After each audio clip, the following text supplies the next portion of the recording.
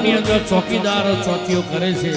શિયાળો ગયો, ઉનાળો આવ્યો, ઉનાળો ગયો, ચોમાસું આવ્યો, જેઠ ગયો, અષાઢ આવ્યો, વાદળા બેવડા તેવડા થયા લાગ્યા છે. મોરલાઓ ટ્રાઉ ટ્રાઉ ટ્રાઉ કરે છે. ને એક બાજુ અષાઢ ઉચ્ચારમ, મેઘ મલ્હારમ, બલી બહારમ, જલધારમ સાહેબ.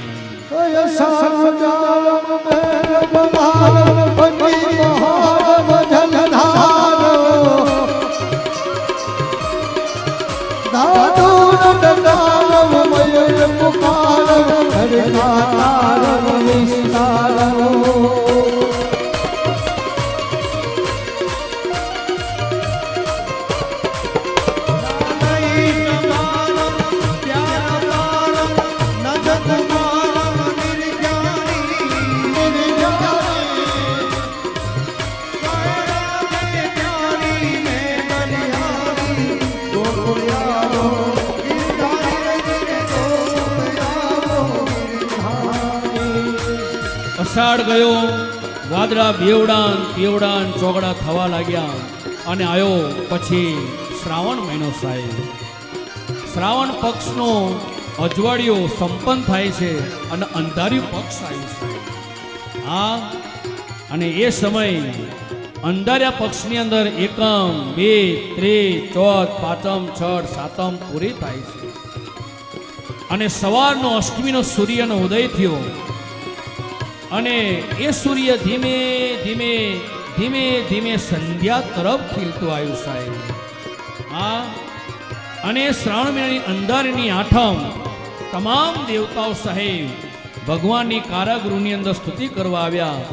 સત્યમ વ્રત સત્યમ પરમ ત્રિસત્યમ સત્યસ્ય યોનિ નિહિતમ ચ સત્યે સત્યસ્ય સત્ય મૃત સત્યમ એવ નેત્ર સત્યાત્મકમ ત્વમ શરણમ પ્રપન્ન.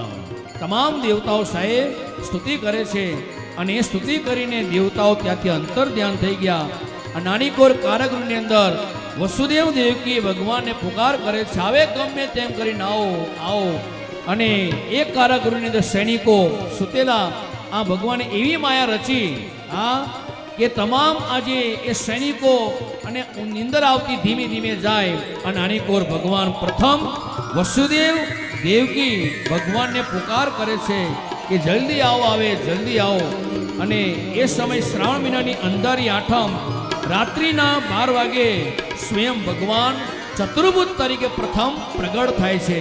બોલો શ્રી ચતુર્ભુજ નારાયણ ભગવાન કી. અને એ ભગવાન જ્યારે પ્રગટ થયા વસુદેવ દેવકીએ પ્રભુને આજે સાહેબ પ્રાર્થના કરી અને પ્રાર્થના કર્યા પછી દેવકી કહે છે કે પ્રભુ મેં તો બાળક માગ્યો તો આપ તો બાપ બન્યા.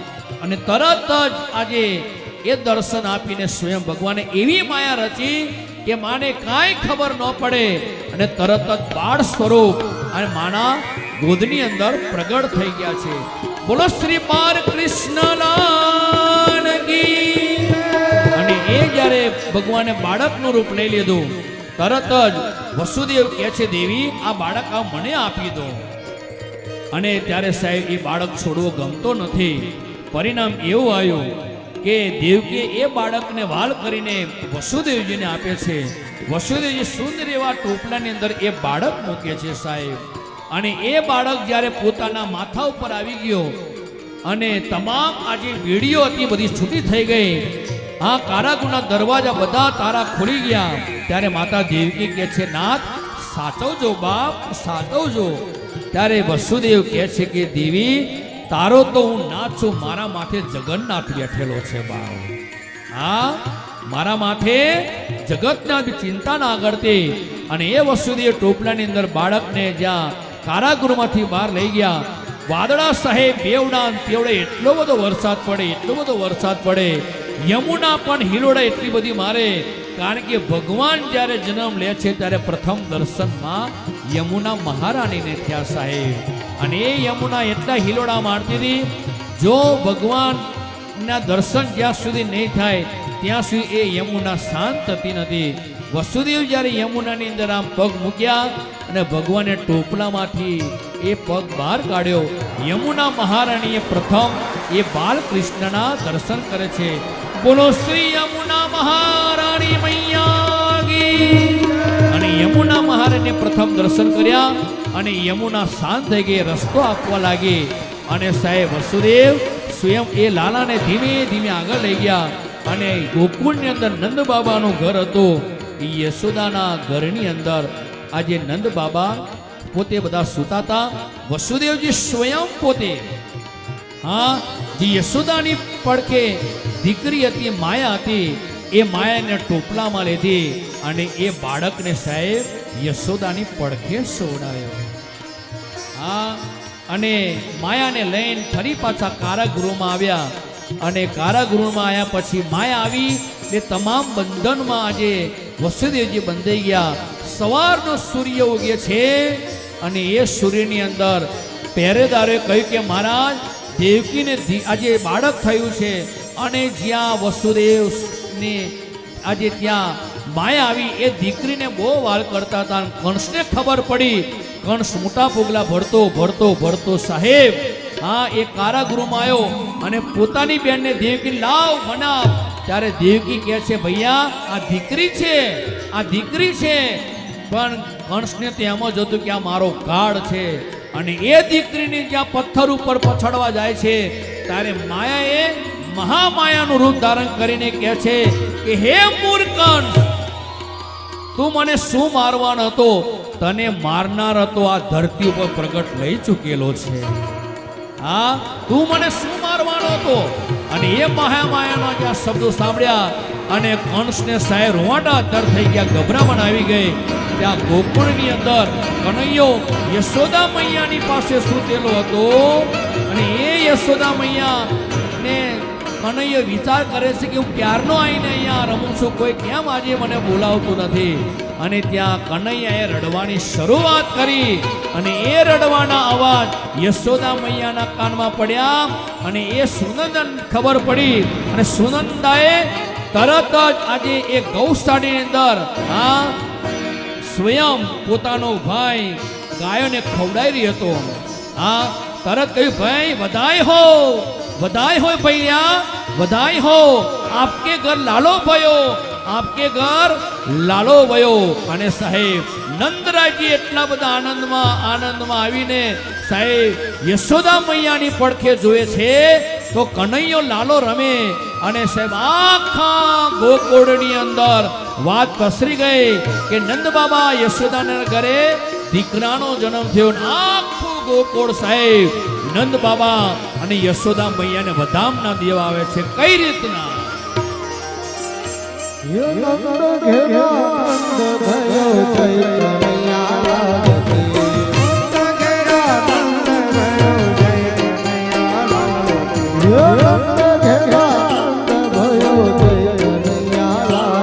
બધા જ ઉભા થઈ જાઓ. પોતાના સ્થાનમાં ભગવાન આવી રહ્યા છે અને બધા તાળી પાડતા વધામણા કરતા ભગવાને વધામણા કરો.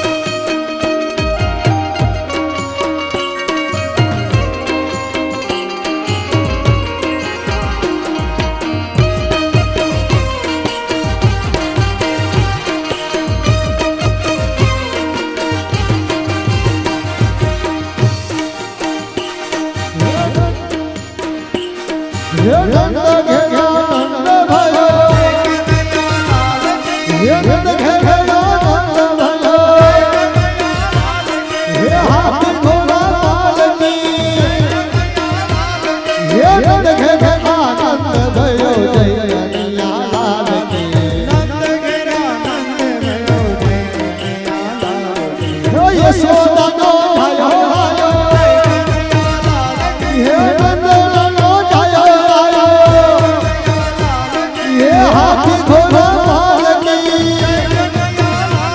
ये नंद घेरा नंद भयो जय कन्हैया लाल की नंद घेरा नंद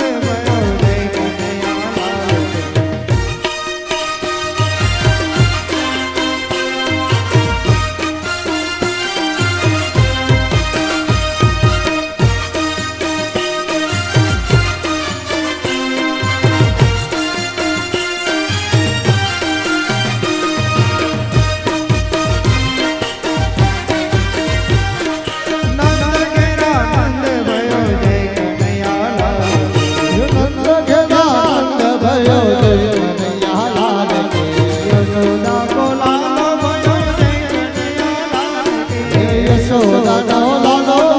जय कन्हैया लाल की गोकुल में आनंद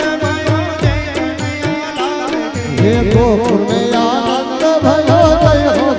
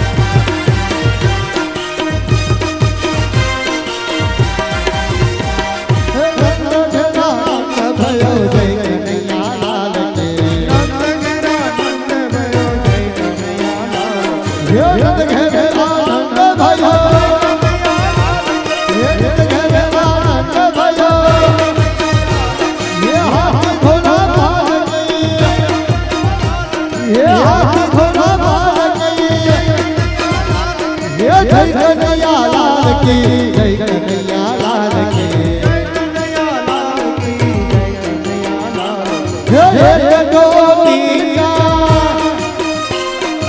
एक दो तीन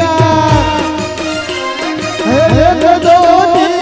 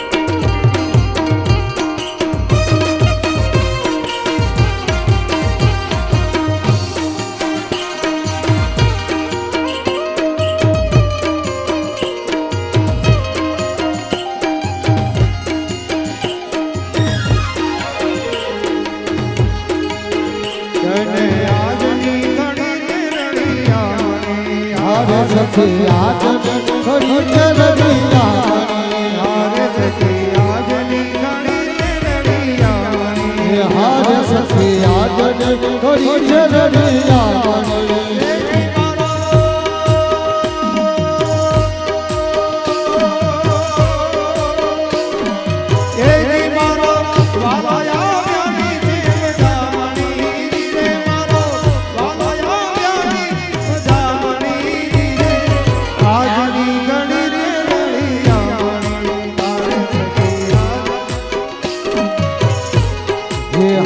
सखी आज घड़ी चरड़िया